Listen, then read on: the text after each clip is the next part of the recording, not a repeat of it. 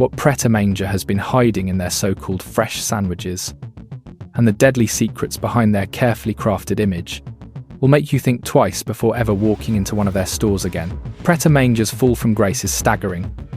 Decades ago, they promised fresh, natural food crafted by real people in local kitchens. Today, their shelves are stocked with factory-made products packed with chemicals. Food safety violations and banned ads reveal a company maintaining a facade of goodness. What was once a place you could trust has become a corporate nightmare, hiding behind artisan packaging. What happened to Pret? How did this brand betray millions and get away with deadly lies? To understand this shocking transformation, we have to go back to where it all started. In 1986, two friends, Julian Metcalfe and Sinclair Beecham, opened the first Pret A Manger shop in London. The concept was simple but revolutionary for its time. Fresh sandwiches made on-site with natural ingredients. No preservatives, no additives. Just good, honest food. The name itself, French for ready to eat, signaled their philosophy. Fast food, but not fast food as you knew it. This wasn't McDonald's. This was food made by real people in real kitchens attached to each shop. The branding was genius. Where other chains went for bright plastics and fluorescent lighting, Pret chose exposed brick, dark wood, and industrial chic. The shops felt like artisan bakeries, not corporate outlets. The staff wore aprons, not uniforms. The whole aesthetic whispered care. We care about food the way your grandmother cared about food. That promise defined Pret from day one. They positioned themselves as the antidote to soulless chains. Real bread baked fresh, fillings chopped by hand, nothing pre-packaged or frozen. Customers could see the steam rising from the ovens. They could smell the just mixed pesto. It felt alive. It felt trustworthy. In those early years, every location operated like a small craft kitchen. Metcalfe and Beecham insisted on it. No central factories, no supply chain shortcuts. The menu stayed basic: ham and cheese, chicken salad, carrot cake with real cream cheese frosting. Prices were fair, not premium. Lines formed because word spread. This was lunch that didn't feel like a compromise. By the late 1982, Pret had 5 shops across central London. Office workers in the city skipped the golden arches. They craved the chalkboard menus and the clatter of knives on boards. Pret wasn't just selling sandwiches. They were selling a story of purity in a world of processed junk. That story resonated deeply. People paid a little more because it felt worth it. The packaging was brown paper bags, tied with a string. No plastic wrappers, no glossy logos screaming at you, just quiet confidence in quality. Records from the time show Metcalfe obsessing over details. He tested recipes himself. Beecham handled the vibe, ensuring staff smiled like they meant it. They avoided venture capital early on. Growth was organic, one shop at a time, but even then, seeds of change lurked. London expanded, demand surged. Keeping every promise at scale would test them. The kitchens hummed louder, suppliers multiplied, yet Pret doubled down on the image. Artisan forever. It worked like magic. Pret became a fixture on high streets. The trust they built was ironclad. Customers assumed every bite was safe, every claim true. Behind the scenes, though, something was shifting. As investors circled and growth accelerated, the gap between that pristine image and operational reality began to widen. And it worked. By the early 2000s, Pret A Manger had become a staple across British high streets. Office workers lined up every lunchtime for their egg mayo sandwiches and carrot cake. It was quick, high quality, convenient. Pret shops dotted Victoria Street and Canary Wharf. Queues snaked out the doors from 12 p.m. sharp. Suits grabbed a wrap and a flat white rushing back to desks. The vibe felt effortless. No chaos like Subway, no grease like Greggs. Just polished efficiency wrapped in that artisan glow. Sales climbed steadily, from 5 shops in 1989 to over 100 by 2000. Revenue hit £100 million annually. Investors took notice. Private equity firms smelled opportunity. Growth wasn't just possible, it was demanded. Behind the scenes, though, something was changing. As Pret expanded, investors pushed for more. Bigger margins, new markets, international push. Those core promises of freshness, natural ingredients, and food made with care were becoming harder to keep at scale. Supply chains stretched. Kitchens in every shop meant chaos during peaks. Fresh bread daily, possible at 10 locations. Tricky at 150. Rather than scale back their claims, Pret doubled down. They leaned harder into the handmade story. Billboards screamed freshly made today. Menus bragged no preservatives. The gap between image and reality began to widen. Central depots quietly handled basics like dough and sauces. Shops just assembled. Customers didn't notice. Why would they? The wooden shelves and chalkboards screamed authenticity. Former insiders later recalled the shift. Managers faced quotas. Make 500 units by 10 a.m. No time for perfection. Corners got cut. But the marketing stayed pure. Pret built an empire on that lie. They sold the dream even as operations strained to match it. By 2005, Pret eyed America. Plans for New York. More capital needed. Founders Metcalf and Beecham fielded offers. Steady growth tempted, but the empire beckoned. The pressure mounted. Those promises rang hollower each year. Scaling artisan food invited compromises. Pret chose denial over adjustment. They plastered the fresh narrative everywhere. And eventually, that lie would kill. The first death occurred on July 17, 2016. Heathrow Airport. 15-year-old Natasha Ednan Laperouse was flying to France with her family for a holiday. Before boarding, they stopped at Pret A Manger. Natasha ordered an artichoke. Her family knew she had severe sesame allergies. They checked the packaging. No allergen information. No warning labels. Nothing. They assumed it was safe. Within minutes of takeoff, Natasha began to feel ill. Her father, Nadim, watched in horror as her face swelled up. She broke out in hives. She told him she couldn't breathe. He grabbed an EpiPen and injected her. Then another. Nothing worked. Her heart stopped on the plane. French medics tried to resuscitate her when they landed. For 5 hours they fought to bring her back, but the sesame seeds baked into that baguette had triggered a catastrophic allergic reaction. At 6 p.m. that evening, Natasha was pronounced dead. But here's the thing that makes this absolutely enraging. Natasha's death was completely preventable. The baguette contained sesame. Pret prepared its food on site. They exploited a legal loophole that exempted them from labelling allergens. The very thing they marketed as their strength, their freshly made food, became a deadly trap. Natasha loved drawing and horses. She was bright, full of life. Her parents, Nadim and Tanya, had done everything right. They always checked. They carried EpiPens everywhere. That one sandwich ended it all. Airport CCTV captured the family laughing moments before. Normal holiday excitement. Then the Pret baguette. Then chaos at 30,000 feet.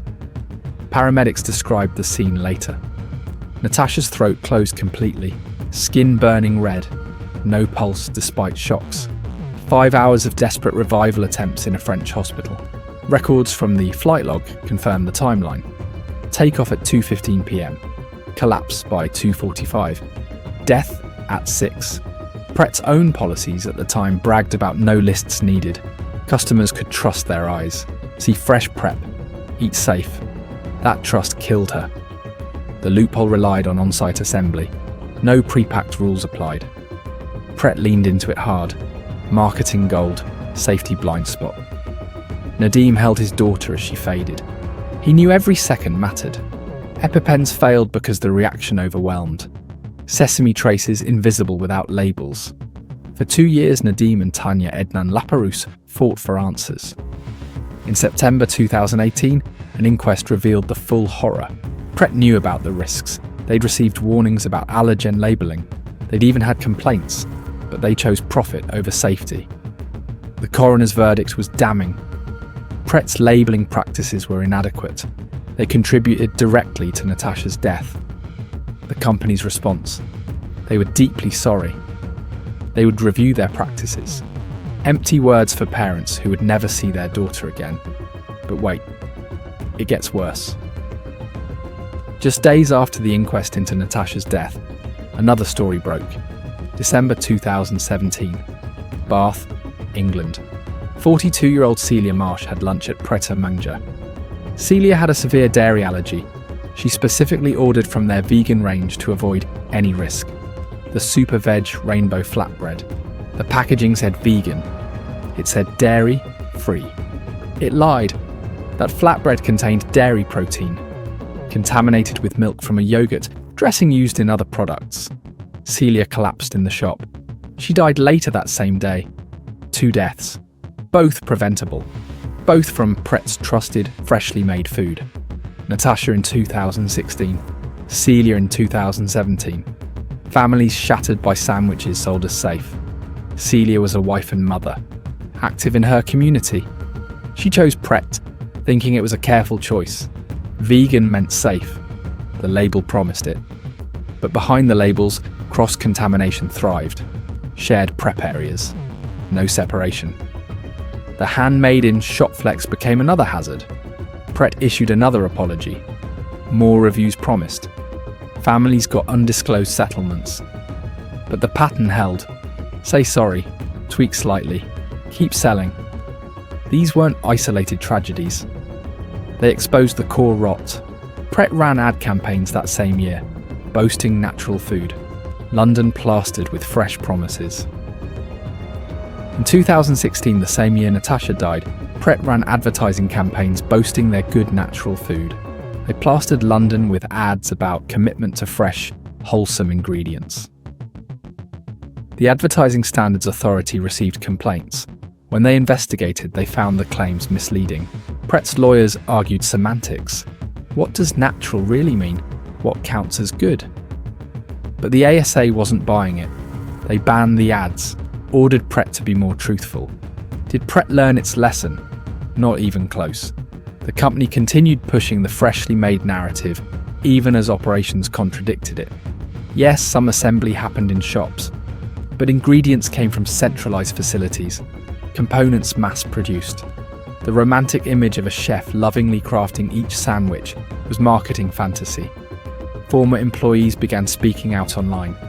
Blogs like xpret.org compiled their stories.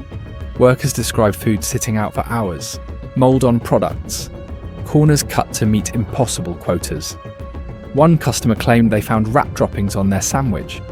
Another reported expired stock reheated for the lunch rush. Hygiene logs showed violations at multiple locations. The reality behind those rustic wooden shelves? Industrial food production with a handmade sticker slapped on top. Staff turnover spiked. Quotas demanded 200 wraps per hour per person. No time for temperature checks. No breaks to sanitize properly. Managers pressured smiles over safety. Whistleblowers detailed shared cutting boards. Allergen cross-contact ignored. Vegan next to dairy prep. The on-site kitchens became contamination zones. Customer photos surfaced. Green fuzz on bread. Insects in pastry cases. Pret dismissed as isolated incidents. But complaints piled up across 300 plus UK shops. Regulators fined them repeatedly. £20,000 here. £50,000 there, slaps on the wrist. Pret paid. Kept selling. The artisan facade held. This wasn't incompetence. It was systemic. The fresh promise strained under growth. Rather than admit limits, they hid the cracks. To understand how Pret became this, you need to understand who owns it. In 2008, private equity firm Bridgepoint bought a majority stake in Pret A Manger for £345 million. Private equity firms have one goal: maximise profit, then sell for more than they paid. They're not in it for the long term. They're not invested in the brand's soul. They want returns. Under Bridgepoint's ownership, Pret underwent rapid expansion. More shops, new countries, aggressive growth targets. The company went from around 200 locations to over 400 in just a few years. Quality became secondary to scale. Kitchens strained. Freshness promises stretched thin. But the marketing never wavered. Artisan image intact. Then in 2018, just months before the Natasha inquest, Jabi Holding Company bought Pret for £1.5 billion. Jab is a German-Brazilian conglomerate. They own Krispy Kreme, Panera Bread, a portfolio of coffee chains. They're the definition of corporate consolidation. Local charm, artisan values, those don't appear on balance sheets. Jab demanded efficiency, cost controls, global standardization. The founders, Metcalfe and Beecham, had long since cashed out. They'd sold their stakes for hundreds of millions. They got rich selling the dream of authenticity to investors who would systematically dismantle it. This is the trap of modern food chains. They build their brand on being different, on being better than soulless corporations. Then they become exactly what they claim to oppose. The wood paneling stays, the rhetoric about caring stays. But behind the scenes, it's just another profit machine cutting every corner it can find. Pret's shop count hit 550 worldwide. Menus standardized. Central factories ramped up. Bread baked off-site. Fillings portioned in bulk. The handmade became hand-assembled from kits. Employee quotas doubled. Staff trained for speed, not safety. Mystery shoppers rated smiles over sanitation. The happy facade masked the grind.